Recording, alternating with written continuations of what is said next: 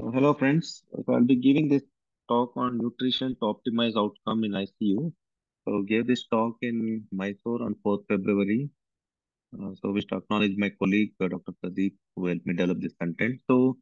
Nutrition in ICU is a big topic. There are various components. We do workshops on nutrition in ICU. You can imagine it's not easy to cover this whole topic in 25 to 30 minutes. But we'll try to cover at least the key salient aspects when it comes to how we optimize nutrition in ICU to improve the outcomes. So when you look at nutrition in ICU, obviously there are different dimensions and there are a lot of different things that are happening to a patient which have an impact on their outcomes. So the intensive care patients have immune dysfunction, and there is a progressive muscle weakness and wasting that tends to set in critically ill patients. And this is something we need to factor in when we talk about nutrition. And there is always this gastric intolerance and the gastric volumes that are a problematic in ICU. And optimizing these also have a bearing along with nutrition on duration of mechanical ventilation. In addition to this, there are issues with aspiration and your GI reflex. So all these can be the impediments to optimizing nutrition in ICU. So these are some of the uh, underlying variables that have an influence on ongoing nutrition. And of course, we have the disease condition itself, which puts in an enormous amount of challenge with regards to optimizing the nutrition, which is sepsis and MODS. So when we talk about nutritional support, the few questions that come into mind is what is the timing of nutrition? When do we start the nutrition?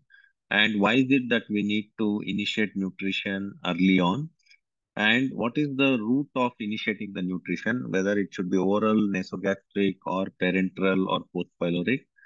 And what are the components of nutrition, and what are the different constituents, and how much should be the caloric needs, and how much should be the protein needs? So these are some of the questions that come to the mind, and ideal composition. So these are some of the dimensions of nutrition when we talk about optimizing the outcome. So when obviously that it's such a big topic, and if you look at the guidelines, there is guidelines coming from every country. So you have these Aspen guidelines, you have European guidelines, then you have a Society of Critical Care guidelines, and you have guidelines from Canadian Critical Care Nutrition. Then you have Australian guidelines. So there are a whole lot of guidelines, and to have one commonality between them in this talk is a challenge. So we'll try to touch about certain key things which are largely accepted by most of these societies, so that we have some fair understanding when we talk about nutrition. And there are some Indian guidelines as well.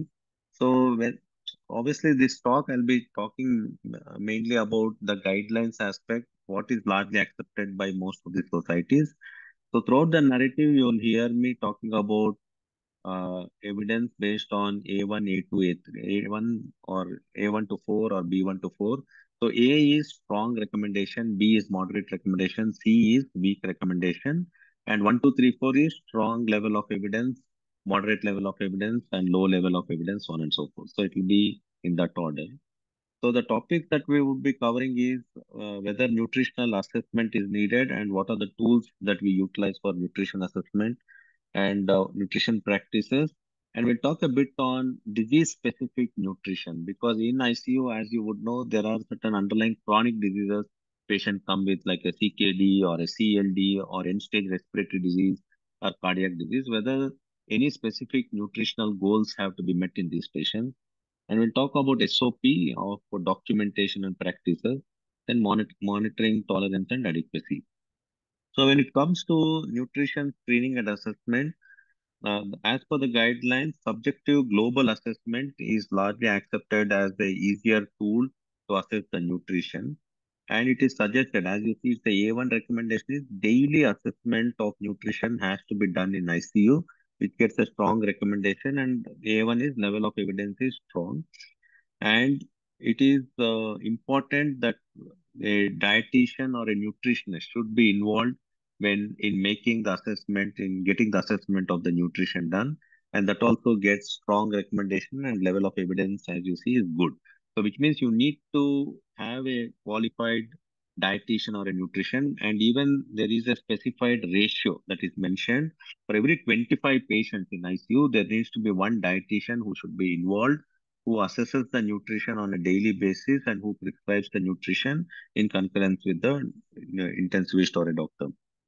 And the last one is whenever it's feasible, the imaging modalities like ultrasound or CT sort of a imaging could be utilized to assess the lean muscle mass. And as you see, the level of evidence is little low. It's a moderate sort of a recommendation with a less level of evidence. And as we see, I think Dr. Pradeep, who developed this content, he is doing a study on nutritional assessment with ultrasonography. So this is something that is evolving. So these are some of the things that have come out in the guidelines. So when we talk about prevalence of is malnutrition is something which is common in ICU. So you would think that ICU patients may be well nourished and their nutritional needs not necessarily we need to be goal oriented. But when you look at the data, the overall prevalence of malnutrition is 38 to 78%. So that is the prevalence of malnutrition that happens in ICU. In USA, in developed countries also, the malnutrition prevalence is 30 to 50%. In Europe, it's around 37%. In Canada, it's around 31, and Latin America, 30 to 60, and in India, it's 40%, which means pretty much half of the ICU patients are at a risk of malnourishment. And this is an Indian study. It's a very good graph. If you see, there is a sort of a sequential correlation with the underlying disease. So if you look at these last 3 to 4, so someone with cancer, the malnutrition sits as high as 86%.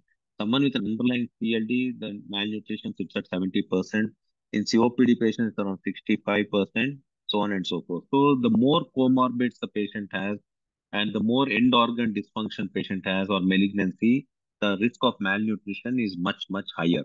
So cancer patients have much, much higher, and it is quite intuitive for us to reconcile to that because they are usually deconditioned because of various reasons. So we need to address these nutritional goals in these patients all the more.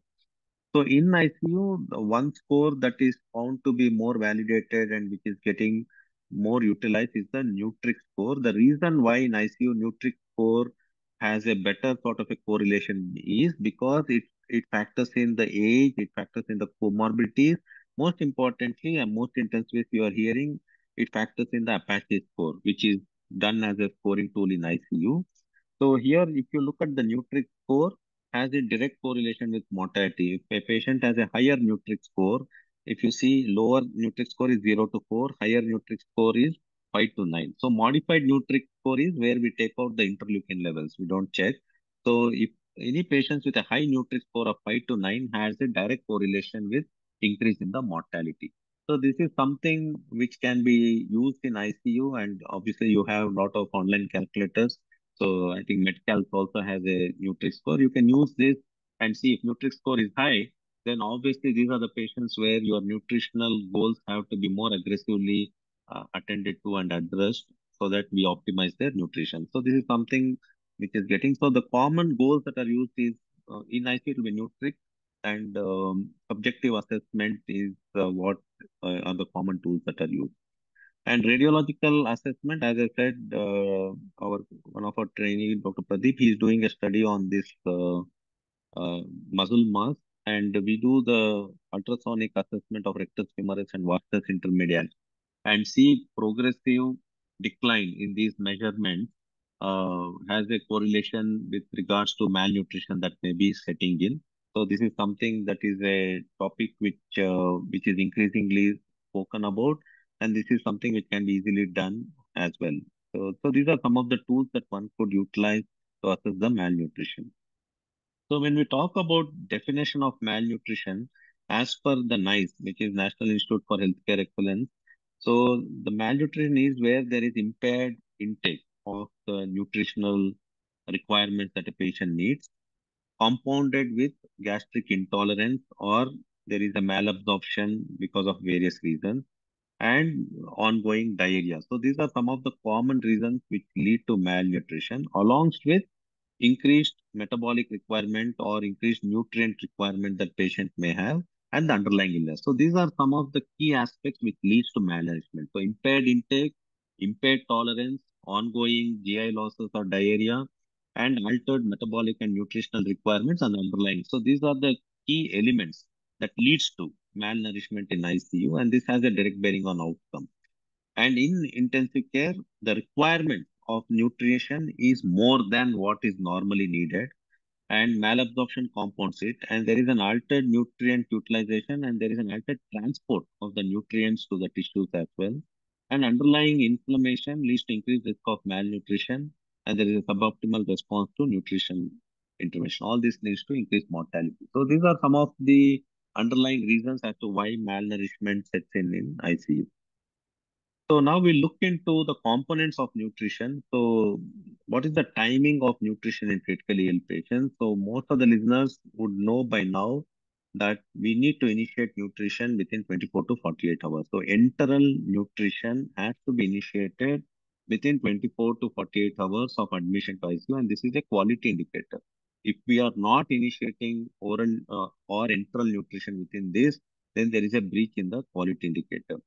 And at the same time, one has to sequentially and concurrently every day assess whether there is signs of malnutrition that is setting in with cachexia, whether there's an worsening edema or atrophy of the muscles, which is ascertained by ultrasonological tools. So if less than 50 to 60% of target is not achieved within 72 hours with enteral nutrition, one has to consider initiating the feed through nasogastric tube or rail tube. If by oral intake you are not able to achieve the targets, then one has to consider a Riles tube feeding. And more than 72 hours, if your targets are not met even with Riles tube, then one has to think that parenteral nutrition, if malnourishment has set in, parenteral nutrition has to be at least thought of at that point of time. If malnourishment has set in and you are not able to attain the target within 72 hours of your enteral through Riles tube, then parenteral nutrition has to be thought of.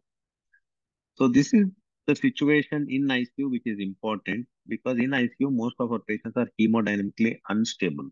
If they are hemodynamically unstable, would we start nutrition? So the recommendation suggests that once hemodynamic stabilization is achieved, and if patient is less than 2 vasopressors, enteral nutrition has to be initiated, and this is a strong recommendation with a good level of evidence. So which means because gone are the days where you say that patient is hypotensive, we don't start feed. So even if there is once some stability is attained, there is no increasing need for the requirement of vasopressors, enteral nutrition has to be initiated. At the same time, one has to keep assessing the GI tolerability and monitoring the gut function. And once patient is stable with vasopressors, enteral nutrition has to be initiated within 24 to 48 hours. But if there is a persistent stop and if there is an worsening hemodynamic stability with rising vasopressor and inotrope nodes, then possibly you can hold the enteral nutrition. So this is as per the guidelines or suggestion. So obviously the root of nutrition, every listener here know it is always enteral, enteral, enteral. Only if there is an absolute gut failure and we are not able to feed, then one should consider parenteral. So enteral nutrition is the preferred. It's a strong recommendation and level of recommendation is 1. So there were few studies, I'm sure some of you might have heard, where they've used combination of enteral with parenteral. That is not routinely recommended, and it is a strong recommendation with a moderate level of evidence. And tube feeding, so there are various types of tube feeding. So you have a nasogastric tube, or you have a percutaneous gastrostomy, or you have a direct feeding jejunostomy, so on and so forth. So 8 to 12 French tubes are used for feeding, and there are various ways, whether continuous versus intermittent. So there is recommendation is more towards continuous feeding. Now there is ready to hang feeds which are commercially available, where you have a formula feeds which comes as an IV bottle where you just connect and give it as a continuous feeding, so which is called RTH. And as you see, the level of recommendation is a moderate recommendation with a low level of evidence for that. So there's a whole lot of controversy on whether we should feed formula feeds. When we say formula feeds, it means it comes in a pre-made, pre-specified powder which you mix it, reconstitute with water and feed it, or it comes ready-made like this where you just connect to the patient and feed nasogastrically. or blenderized feed, which is a kitchen feed. So most of the recommendations, the Western recommendations, de-emphasize on the use of chicken feeds or blenderized, and the strong recommendation is for formula feeds because of the hygiene issue with blenderized feeds and inconsistency with regards to the targets that we intend to achieve with regard to protein delivery or calorie delivery or the carbohydrate delivery. There is inconsistency is what troubles in blenderized feeds, and that is gets a low level of evidence. And unless it is hygienically prepared, stored, and handled. So, so I wouldn't have strong comments on the blenderized feeds, but all the Western guidelines, when you look at it, they do not recommend blenderized feeds or kitchen feeds. The only recommendation is for formula feeds. So when it comes to estimating energy and protein requirements, so the proteins that is largely accepted with all the guidelines would be 1.2 to 2 grams per kg per day, which is strong recommendation and good level of evidence. But for all our advanced trainees, this is a contentious issue because all the newer trials talk about varying dose of proteins, whether it's a low dose protein or high dose. But all the controversy is about when we initiate low dose and when we initiate high dose. So what we can largely agree is we start with low dose and slowly increase it up to 2 grams per kg. So the whole science is not starting at 1.2 grams or 2 grams at the outset. So we start slow and slowly crank it up to 2 grams is the way to go. I'll simplify it at the end of it as to what is largely accepted by all the guidelines, even by the latest trial, because I'll be talking about two latest trials, the effort study and the Nutriria study. So, and the calories, it is 25 to 30 kilocalories per kg per day. So recently I did a fat exam and we asked one of the DRNB trainees and what is the calorie because we had a nutrition malnourished patient and that was a hot case we had. And the trainee said he would give 100 kilocalories. So nutrition is not a simple topic because we ask our trainees in exam and the answer. So be mindful that you need to at least have clarity on what you prescribe. Calories is 25 to 30 kilocalories per kg. In hypercatabolic, where your negative nitrogen balance is more, where calories versus is to nitrogen is 120 is to 1, you have to give higher calories. And in burns, we use Torrento formula. So the rough guide for calories, I think one can largely stick to this. We start low. Day 1 to 2, you start with 12.5 kilocalories per kg. Day 3 to 7, crank it up to 18 kilocalories per kg. More than day 7, you can increase to 25 kilocalories. So the philosophy of nutrition is start small with calories, with protein, and then increase it during recovery phase is what they need higher calories, higher protein. If you stick to that, we'll be pretty much subscribing to all the evidence that is available, including the latest trial. So, and again, in healthy adults, the protein requirement is be zero point 0.8 to 1 grams. In elderly need more protein, more than 65 years. It's 1 to 1.2 grams per kg per day. Look at this with chronic disease. Someone has COPD. Gone are the days where we used to say give less protein in CLD patients, give less protein in CKD patients. Now it is the other way around. With underlying chronic disease, the suggestion is to give higher protein. So with chronic disease, the recommendation is 1.2 to 1.5 grams per kg per day. If it is obviously hypermetabolic like burns, trauma, so on and so forth, it is much higher protein up to 2 grams per kg per day. So for all our trainees, the summary message is start with this. So day 1 to 4, start with 25% of all the target requirements. Day 2 increase to 50%, day 3 increase to 75%. And post-acute ICU phase, you reach up to 100% of the targets, where you go up to 1.3 grams per kg per day of protein. And post ICU in the wards, you can go up to calories, 30 kilocalories per kg per day. And the protein can go up to 1.5 to 2 grams per kg per day. And post hospital discharge, if you see, you can go calories, you can increase up to 35 kilocalories, and proteins can be increased to 2 to 2.5 grams per kg.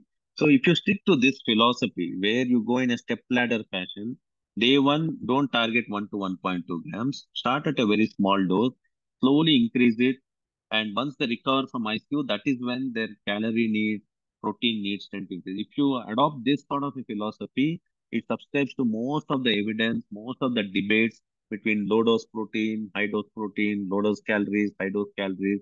All that will sort of settle down with regards to debate when you follow this sort of a pattern that start low and increase it in the towards the recovery phase, towards the post ICU phase, and towards hospital discharge.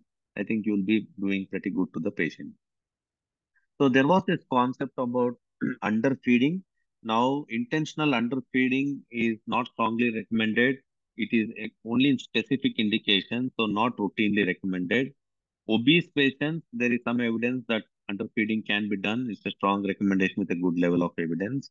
So selection of appropriate enteral feeds, as I said, all the guidelines indicate towards standard polymeric formula feeds. It's not kitchen feeds. Strong recommendation, good level of evidence.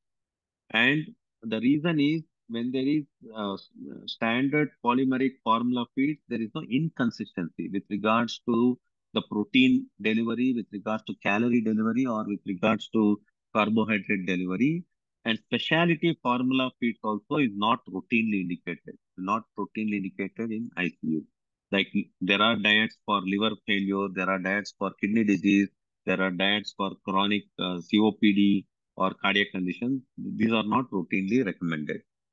And what about micronutrients? If someone is on formula feeds, then there is delivery of micronutrients, vitamins. So there is no need to supplement micronutrients, vitamins, and trace elements when someone is on a formula feed.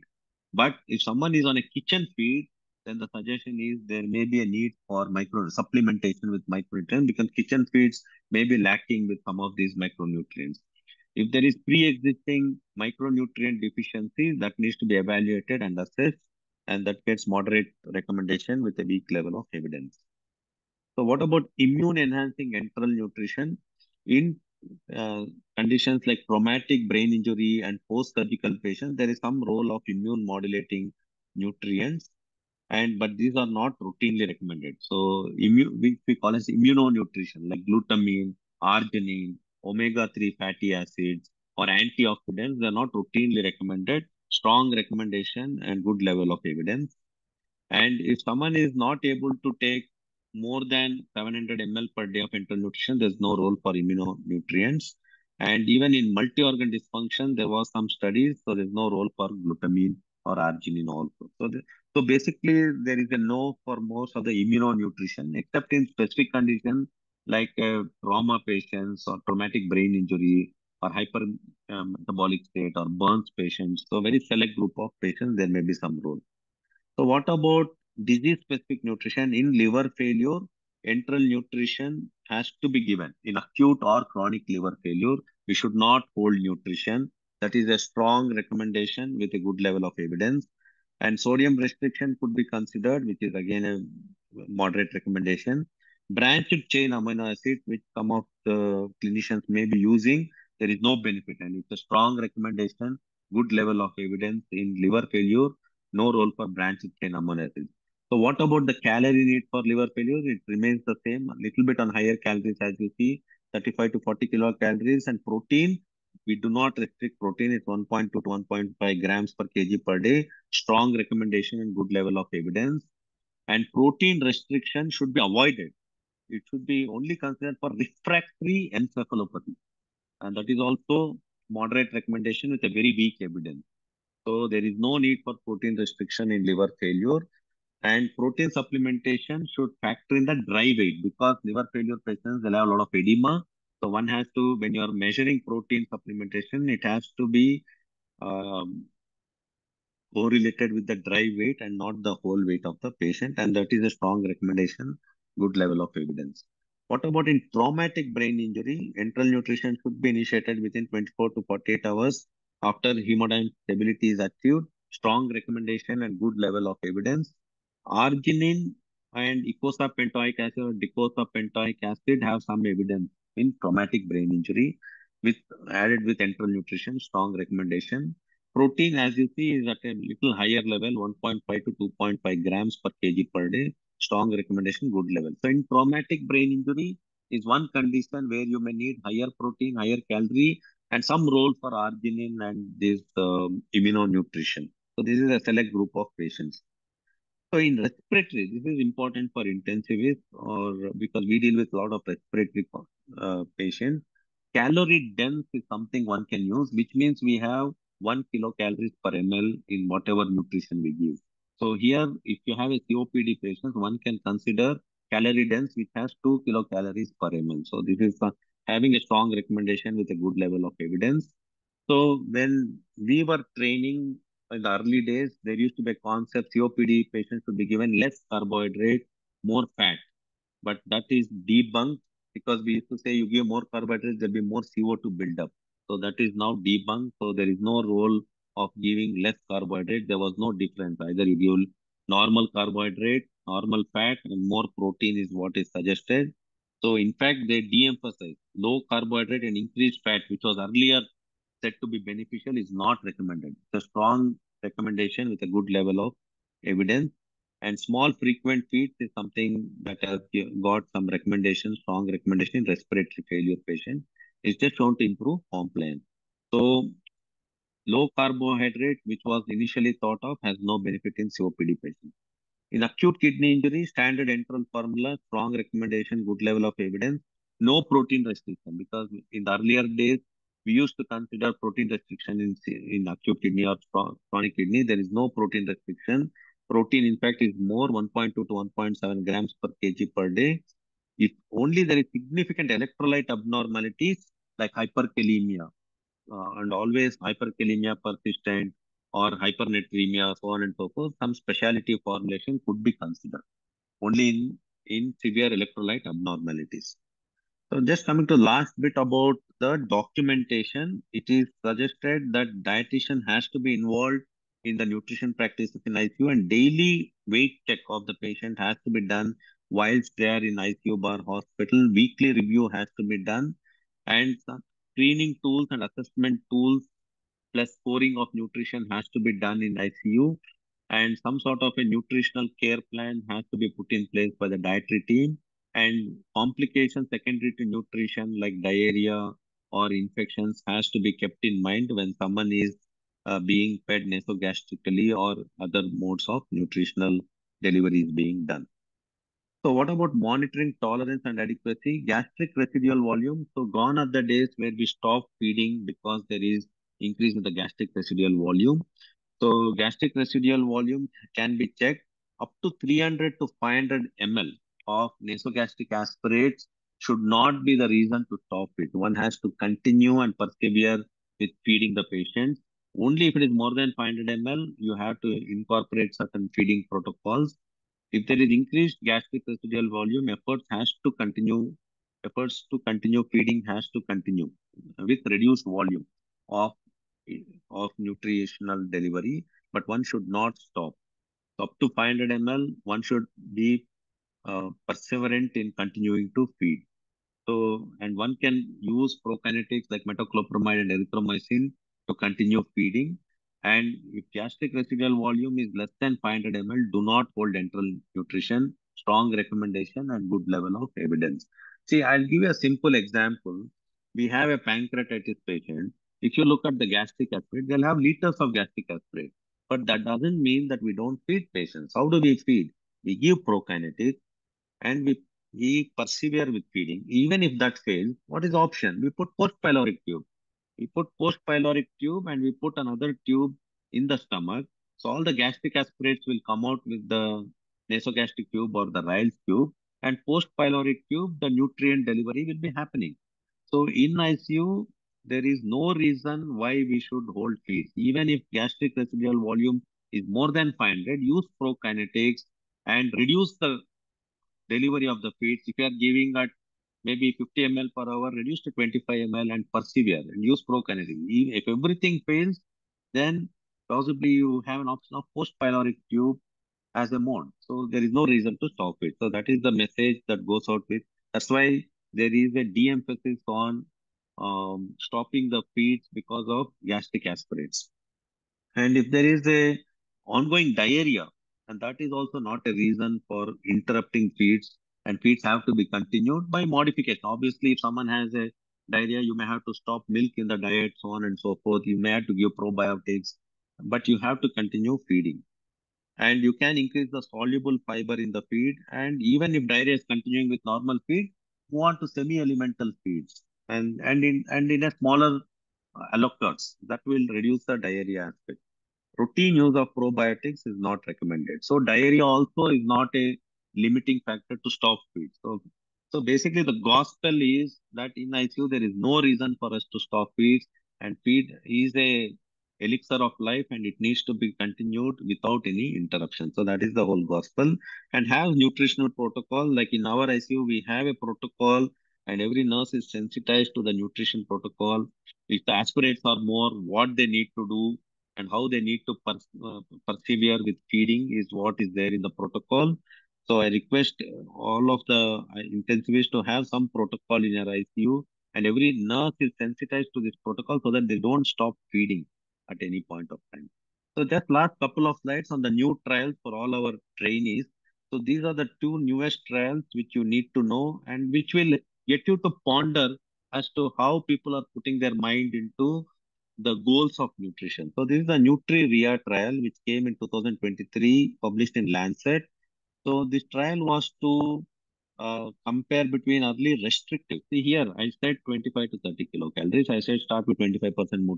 Here, they have compared early restrictive calories and proteins versus standard, and it was a multi-center randomized controlled trial, 61 ICUs between 2018 to 20.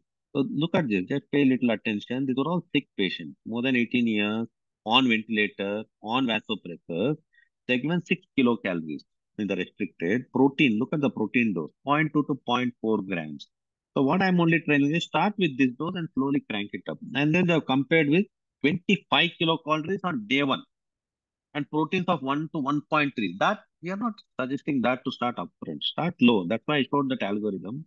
And they gave for 7 days. They observed the patients for 7 days on these. Okay. Primary endpoint is to look at duration of readiness for ICU discharge and 90-day all-cause mortality. Secondary outcome was to look at the infections, GI events, and liver dysfunction. So 3,044 patients, 1,521 in the low group, where 6 kilocalories, 0.2 to zero point 0.4. Standard is 1,515. 90-day mortality, no difference between the low group and standard group. But the duration of readiness for ICU discharge was less. So the low group had a benefit with regards to the duration in ICU. So 8 days versus 9 days, and that attained statistical significance. And secondary, look at the secondary endpoint. Secondary infection, there was no difference between low group, but vomiting was less in the low group, where they gave 6 kilocalories and zero point 0.2 to zero point 0.4 grams. And bowel ischemia was less in the low group, and liver dysfunction was less in the low group, and duration of mechanical ventilation also was less. So if a trainee looks at this, then you will be compelled to underfeed all our patients because you will give only 6 kilocalories, zero point 0.2 to point. So you have to put into the light of all the other studies and maybe start low, but maybe you have to increase. Once they recover, see, this is in an acute phase. You saw the inclusion criteria. They were ventilated, they were on vasopressors. But I am telling, I mean, all the science says, not me, that start low. Once they recover, crank it up to 1.5 grams per kg of protein, 25 kilocalories, or even 80% of 25 kilocalories. Once they go out of ICU, go up higher. So that is the whole science. So don't look at this study in silo and say, okay, I will underfeed patient. That may be bad. So then we'll look into this new study, which is the latest, which is the effort study, came in Lancet again. Here they compared high protein and low protein. Here again you see more than 2.2 grams per kg per day was compared with less than 1.2 grams per kg per day within 96 hours of ICU admission in ventilated patients. These are all sick patients for more, and they followed up these patients for 28 days. 1,301 patients and 645 had high protein, which is 2.2 grams, more than 2.2 grams, and this is less protein, less than 1.5 grams, less than 1.2 grams. So they looked at patients who are alive at hospital discharge, no difference between the high protein and the usual group. 60-day mortality, there was no difference between the high protein and the usual group. But in high protein, they found increased harm with acute kidney injury, and higher organ failure is what they found in high protein. Again, here we are telling because this was started within 96 hours.